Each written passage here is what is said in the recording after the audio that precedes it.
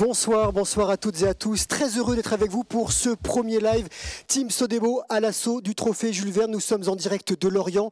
Nous sommes à la base. C'est le quartier général du Team Sodebo. C'est ici même que pendant des mois, l'équipe a préparé cette tentative. Et c'est ici, il y a 48 heures, qu'il a été décidé de prendre le départ, de partir dans cette quête ultime, battre le record mythique du Tour du Monde à la voile en équipage, le trophée Jules Verne, un départ express mais maîtrisé, sans passer par la case stand-by. Voilà, mardi 16h30, le Maxi Trimaran Sodebo Ultime 3 larguait les amarres à quelques mètres d'ici derrière nous, là, hors de la base, dans le port. On voit donc l'équipe qui dit au revoir aux proches. Et dans la nuit de mardi à mercredi, 2h55, le bateau franchissait la ligne de départ au large de Ouessant. Début de l'aventure pour Thomas Coville, François Duguay, Sam Goodchild, Martin Kérusoré, Corentin Auro, François Morvan, Thomas Rouxel et Mathieu Vandamme. Et à l'heure où on se parle, le bateau est au large du Maroc. Ça fait à peu près 38 heures qu'il est parti. Et le bateau est en avance sur le temps de référence établi par Francis Joyon et ses hommes sur Idexport. C'était en 2017, janvier 2017, avec ce temps à battre. 40 jours, 23 heures, 30 minutes, 30 secondes. Tant qu'il faut retenir, le bateau Sodebo Ultime 3 doit rentrer avant le mardi 5 janvier, 2h25. L'avance actuellement, elle est d'environ 58 000, ça fait 107 km. Vous pouvez suivre l'avancée du bateau sur la cartographie qui est réactualisée régulièrement sur le site sodebo.com. On va revenir ensemble sur ces 48 dernières heures qui ont été pleines d'émotions, qui ont été exceptionnelles. Et avec moi pour en parler, Jean-Christophe Moussard, team manager, et Jean-Luc Nélias, responsable de la cellule routage. Bonsoir messieurs. Bonsoir. Bonsoir Grégoire. Avant de tout vous expliquer, de tout vous faire comprendre, je vous propose de voir ou revoir le moment où le bateau a passé la ligne de départ.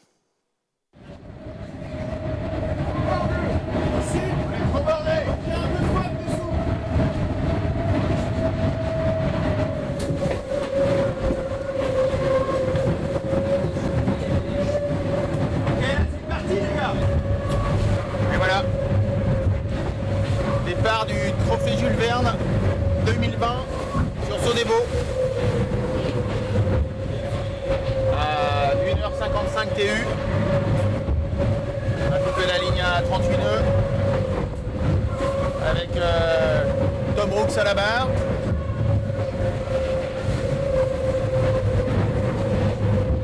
Super content. Allez, on va se faire une bonne tranche de vie là. Conditions un peu musclées, passage de fond, donc forcément il y a de la mer.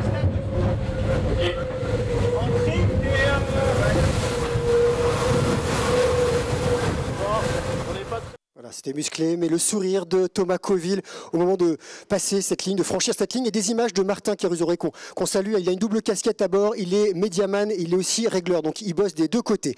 Jean-Christophe, team manager, et dans le team, il n'y a pas que ces 8 marins qui sont partis, c'est un collectif, un vrai collectif qui a bossé pendant des mois et qui a surtout bossé là ces derniers temps parce que le 8 octobre, il y a eu un petit incident, il a fallu réparer. Tout le monde s'est mis au boulot pour que ça fonctionne et que ça puisse partir rapidement. Exactement. On a eu ces dernières semaines très intenses. Tout le monde s'y est mis.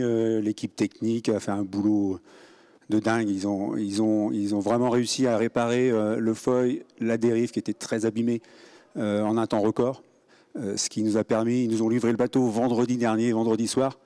Et ce qui nous permet aujourd'hui d'être sur le record et de pouvoir faire cette tentative. Il y a combien de personnes ici à la base qui travaillent et qui travaillaient ? En permanence, il y a 20 personnes qui sont autour du bateau, plus les navigants évidemment. Mais il y a 20 personnes qui travaillent sur le bateau à le développer, à le réparer quand il y a besoin, à le préparer. Qui peut rentrer ici ? Le bateau qui rentre dans ce magnifique bâtiment qu'on a eu au mois de décembre, qui a été livré au mois de décembre. Donc tout est nouveau. Le bateau aussi est très nouveau. Hein, il a que 1 an et demi. Donc voilà, on se régale. Départ mardi, mais quand est-ce que vous saviez que ça pouvait partir mardi? Vous le saviez avant, vous le sentiez quand? En fait, on pensait sincèrement passer un dernier bon week-end avant le stand-by. Et puis Jean-Luc nous a appelé samedi pour nous dire attention, il y a quelque chose qui se prépare. Donc on a déjà eu un premier point avec Jean-Luc et on a décidé, suite à ce point, de refaire une réunion le lendemain matin, dimanche matin, pour voir si ça avait bougé sur les fichiers et voir si c'était toujours d'actualité. Vous êtes mis en mode tentative, tout de suite ça a switché? Oui, enfin après il a fallu voir. Jean-Luc, oui, il nous a confirmé le dimanche que c'était une très bonne fenêtre. Et en fait, on devait faire. Du coup, il fallait faire en 2 jours ce qu'on avait prévu de faire en 4. Donc, il a fallu tout organiser et tout préparer tout le monde pour que le lundi matin, on attaque avec une liste bien précise de ce qu'on devait faire pour pouvoir être prêt le mardi soir. Et déjà le mardi matin, il y a eu aussi une navigation de répétition entre guillemets pour valider des points de réparation. En fait, c'était ça. Il fallait vraiment qu'on fasse une nave dans du vent. Il y avait, entre le vendredi soir, date où on nous a livré le bateau, et le mardi matin, il n'y avait pas assez de vent pour pouvoir faire cette nave-là. Donc cette nave de mardi était déjà prévue depuis le vendredi. Sauf que, au lieu de faire une nave à la journée et un check après du bateau, il a fallu organiser pour qu'elle se fasse le matin. Alors, c'est pas facile pour les navigants non plus de se dire on part de chez soi le matin en se disant soit je rentre ce soir à la maison, soit je pars sur le tour du monde. Et ils ont fait un super job aussi de leur côté pour pouvoir être prêts et avancer étape par étape pour décider de partir. L'avitaillement, il s'est fait quand pour qu'il soit le mieux à bord, tout ça prêt? Dès dimanche, il a fallu passer les dernières commandes, tout préparer les choses. Et puis après, dès lundi, on a mis à bord le frais. Mardi, le dernier frais. Et puis les techniciens ont travaillé autour du bateau pour tout préparer afin qu'à 8h30 mardi matin, les navigants puissent partir naviguer et déjà de leur côté valider l'installation. Qu'est-ce qu'on ressent en tant que team manager lorsqu'on entend ce go? Ça y est, on part. En fait, on est dans l'action à ce moment-là, donc on est vraiment dans l'organisation. Il fallait vraiment, chaque chose devait être validée pour pouvoir avoir un go, et c'est pour ça qu'on a pu l'annoncer très tard.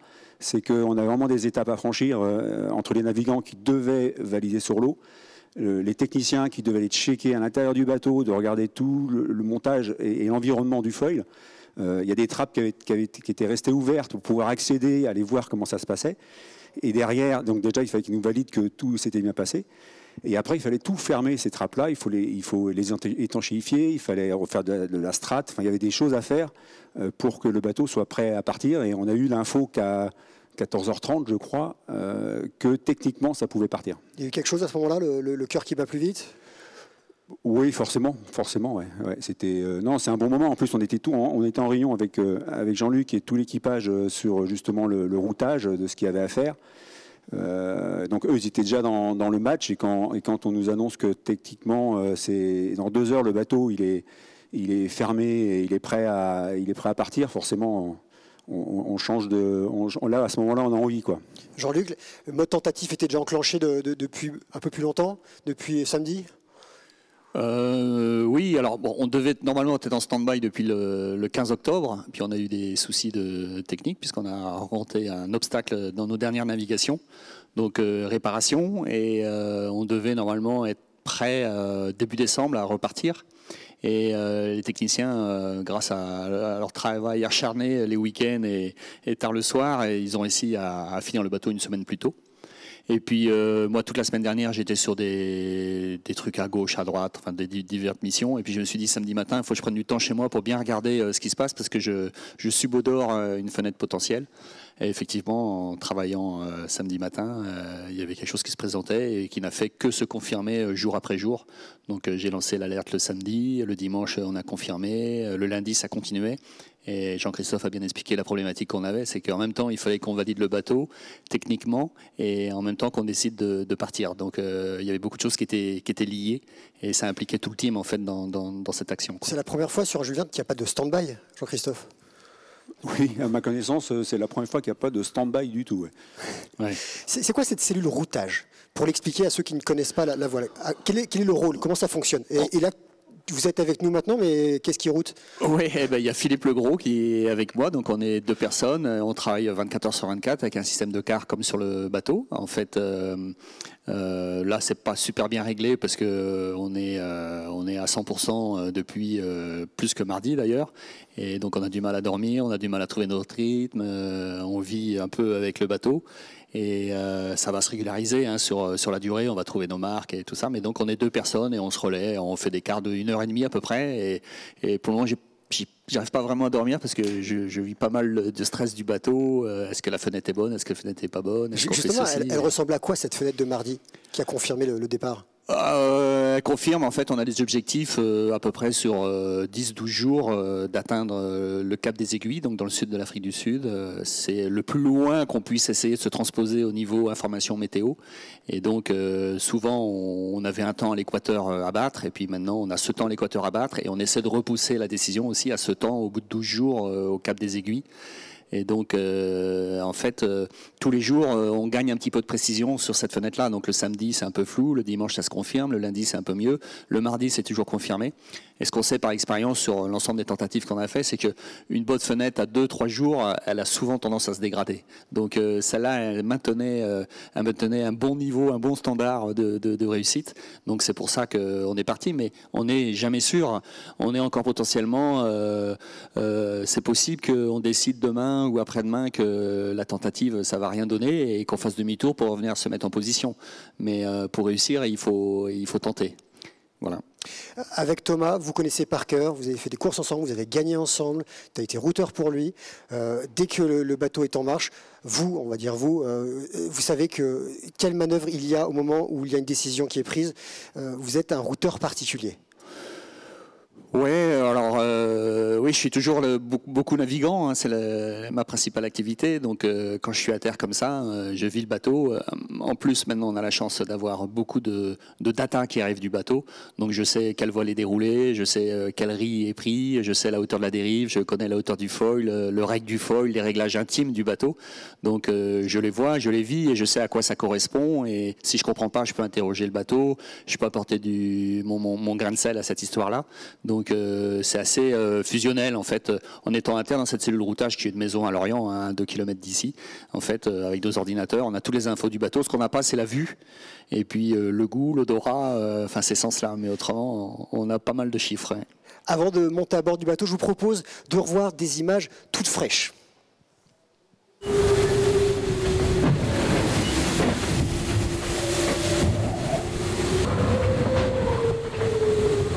C'est un peu sport pour l'instant, donc on prend très peu de temps pour nous. On dort et on règle le bateau. On passe pas mal de temps attaché au plafond ou assis ou allongé. Mais voilà, ça c'est l'état de mer qui fait ça. Ça devrait commencer à se calmer en fin de journée ce soir. Donc on va pouvoir prendre un peu plus de temps pour manger et peut-être enlever les selles des yeux. Mais voilà, par ça, ça va plutôt bien.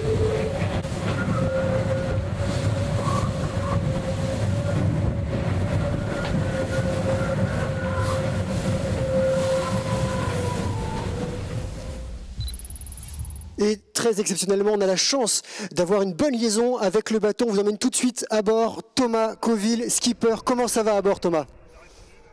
Ça va super bien. On a l'impression d'être déjà parti depuis finalement très longtemps. Et finalement, ça fait à peine 36 heures. On est au large de Madère déjà. Et tout le monde va bien, tout le monde a pris son rythme, les quarts se succèdent. En ce moment, c'est Thomas Rouxel, comme je disais, qui barre, avec Corentin Auro et François Duguay aux manettes. Et moi, j'ai le quart, donc je fais partie de toutes les manœuvres et j'organise ou je coordonne qu'on décide de faire ensemble. Et là aujourd'hui c'était particulièrement physique puisqu'on a pas mal fait de manœuvres. La nuit dernière on a changé souvent de voile et aujourd'hui on a plutôt joué avec les rires, mais tout le monde va super bien et on prend un plaisir incroyable. C'est un début de Jules Verne magique. Un début de Jules Verne magique. Quel est l'état de la mer, Thomas? Pas facile Thomas à mettre en œuvre mais magique. Quel est l'état de la mer? Alors l'état de la mer, elle est en train de s'allonger un peu, mais ces dernières heures, elle a été assez formée et courte.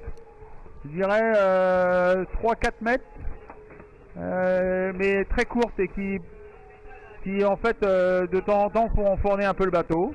Donc là l'eau elle passe par-dessus le cockpit et ça fait une sacrée drôle d'impression. Et sinon on a traversé beaucoup de grains la nuit dernière. Et les grains en fait c'est des formations nuageuses qui rendent le vent très instable en force et en direction et qui nous demandent à chaque fois de manœuvrer ou en tous les cas de réagir aux conditions qu'on a. Mais bon, on a du vent soutenu, c'est ce qu'on voulait. Et d'ici quelques heures, ça va s'apaiser et on va plutôt rentrer dans une phase de bateau plus volant. En tous les cas, ça sera moins chargé qu'en ce moment. Là, le bateau est très chargé. Il y a un duel dans ce défi, un duel avec le team Gitana qui est parti 30 minutes après vous dans la ligne mardi à mercredi. Vous vous croisez, vous vous voyez? Bah, en fait, on les a croisés, ils sont partis un tout petit peu derrière nous, je ne sais pas combien de temps derrière nous, mais je dirais moins d'une heure. Ils sont revenus effectivement vite au contact avec nous. On est tombé dans un trou de vent, voilà. Et ils sont revenus sur nous assez rapidement. Et hier, on a été bord à bord. C'était assez magique, hein, vraiment. Des bateaux de cette qualité-là, tous les deux bord à bord, à des vitesses assez similaires. Ils étaient un peu plus rapides, un peu plus haut, et nous un peu moins rapides et plus bas, donc dans un compromis différent, avec des voies différentes. Et 2 heures après, ou un petit peu plus peut-être, on s'est recroisés dans 2 empannages où on est passé à un demi-mille l'un de l'autre de nouveau. Donc c'est vrai que ça ressemblait à un début de régate, alors que on avait presque oublié qu'on partait pour le trophée Jules Verne et que ça allait pas être une course de quartier. Dans combien de temps vous voyez aller à l'équateur?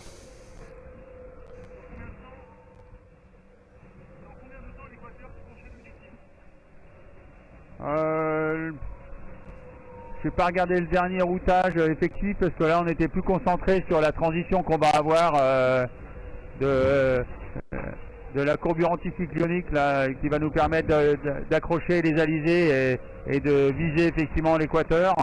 Mais on serait à un temps d'équateur d'environ 5 jours à l'équateur.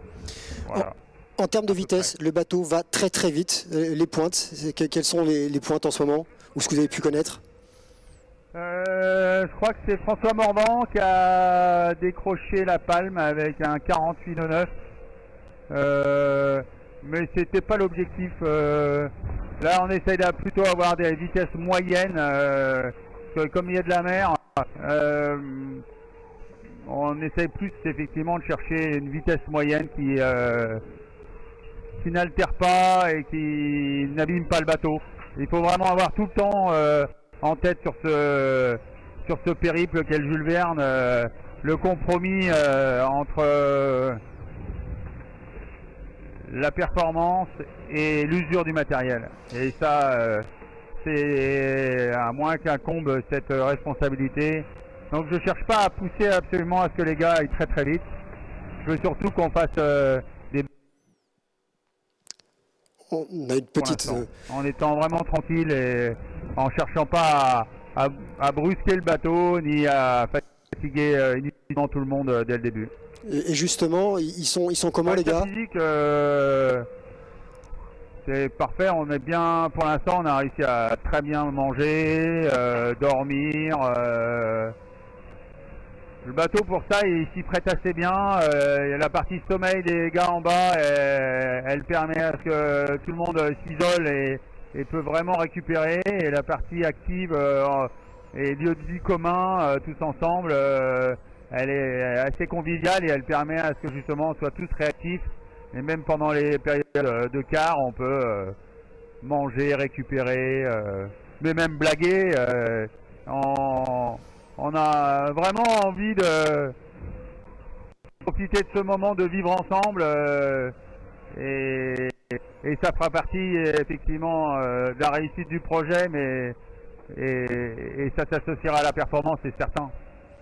Thomas, c'était un plaisir de t'entendre. On va tout à l'heure aller chercher Thomas Rouxel. En attendant d'aller le chercher à bord. Il est à bord, il était à la barre, hein, Thomas Rouxel. Ça fait quoi de les voir là en mer, d'entendre Thomas qui parle, Jean-Christophe?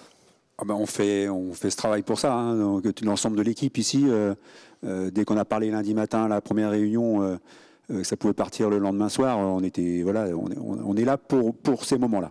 Vous les connaissez bien, notamment Jean-Luc, Thomas. Il a vraiment le sourire, ça c'est un sourire franc, sincère. Ouais, c'est chouette. C'est quelqu'un de souriant généralement. Hein. Oui. Bon, des fois le coin des lèvres peut descendre, mais il est plus souvent en haut qu'en bas. Et non, ce qui est impressionnant, c'est les performances techniques, de comment on a pu évoluer et avoir des directs comme ça live en plateau avec des réseaux sociaux et tout. Ça me bluffe quand même de vivre. Alors là, on voyait pas trop d'images, c'était un peu un cadre un peu spécial. Je pense qu'on aura des meilleurs cadres au fur et à mesure qui vont arriver, mais c'est quand même fantastique. Hein. Ça doit être du direct, ça. On va retourner à bord du bateau avec Thomas. Thomas, si tu m'entends, on te remercie. Comme disait Jean-Luc, c'est exceptionnel d'avoir des images en direct comme ça, au milieu de l'Atlantique. Et on va aller chercher Thomas Rouxel, qui était à la barre. Alors on n'a pas Thomas. On avait envie de lui souhaiter, et je vais lui souhaiter au nom de toute l'équipe, un joyeux anniversaire. Voilà, il a 38 ans aujourd'hui, 38 ans en mer sur cette tentative du trophée Jules Verne. Donc joyeux anniversaire Thomas, quand tu rentreras, on te montrera ces images. En tout cas, c'était vraiment exceptionnel d'avoir Thomas Coville en live dans ce live du Team Sodebo, ce premier live. Je suis très content d'être là avec vous. On va reparler un petit peu des prochains jours de mer, Jean-Luc. Ça donne quoi ? Là, ça s'arrange, puisque comme disait Thomas, ils vont vers une dorsale anticyclonique, un endroit où le vent va mollir, il va tourner, la mer va s'aplatir, la température se réchauffe, donc ils vont rentrer dans des conditions, il parlait d'alizé, donc ils sont très, très sympas à naviguer. Ça dure pas longtemps, parce que comme on va très vite, ils vont être rapidement au poteau noir, où là, ils vont dire qu'il fait peut-être trop chaud, que le vent il est passé soutenu. Et donc il disait 5 jours à peu près, oui, c'est 5 jours sur l'équateur. C'est à peu près ça. On pourrait battre le record, 4 jours, Spin Rift 2019. Ça va dépendre du poteau noir, parce qu'en fait, dans le poteau noir, comme tout le monde commence un peu à le savoir, c'est un endroit où il n'y a forcément pas beaucoup de vent, où le vent est très instable, et donc à peu de choses près, ça peut très bien se passer ou très mal se passer.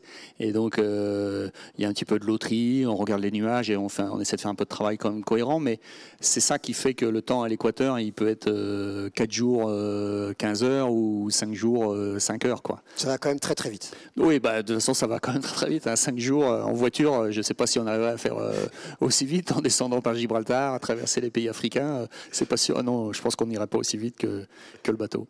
Jean-Christophe, on en parlait avec Thomas, ce duel dans la tentative avec le Team Gitana, ça rajoute du piment?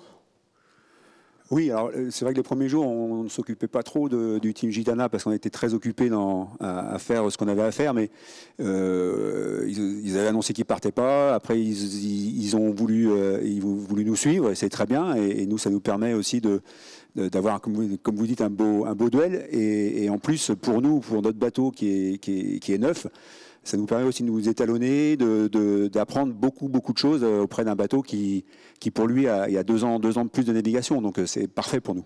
Là, on voit les garçons qui étaient en train de travailler à bord. Voilà, des images en direct au milieu de l'Atlantique. On rappelle qu'ils sont en avance sur ce temps à battre, donc qui est détenu par... Pardon. Oui, d'export. Je m'y perdais avec l'ensemble des bateaux. Je rappelle qu'il faut arriver avant le 5 janvier à 2h25 le temps, 40 jours, 23h30 minutes et 30 secondes. C'était un plaisir de vous avoir, messieurs. Merci beaucoup. Vous pouvez nous suivre sur l'ensemble des réseaux sociaux. Voilà. Ils nous font signe, on leur fait signe aussi, un pouce levé, vous pouvez continuer à les encourager. Merci pour tous les messages que vous nous envoyez, que vous leur envoyez. On se retrouve, nous, la semaine prochaine pour un live. Donc les réseaux sociaux, je rappelle qu'on est sur l'ensemble des réseaux sociaux pour ce trophée Jules Verne. Voilà, sur Instagram, sur Twitter, sur Facebook, sur toutes les plateformes. Il y a même un site dédié, une appli dédiée, Sodebo Ultime, et le sodebo.com. On se retrouvera la semaine prochaine. Nous serons à la Cité de la Voile, Éric Tabarly. C'est juste à côté, dans un beau décor, tout neuf. Jean-Luc, Jean-Christophe, merci. Merci encore, merci à vous tous de nous avoir suivis. Très belle soirée à tous, bonne nave et il faut rentrer avant donc le 5 janvier à 2h25 très précise. Bonsoir.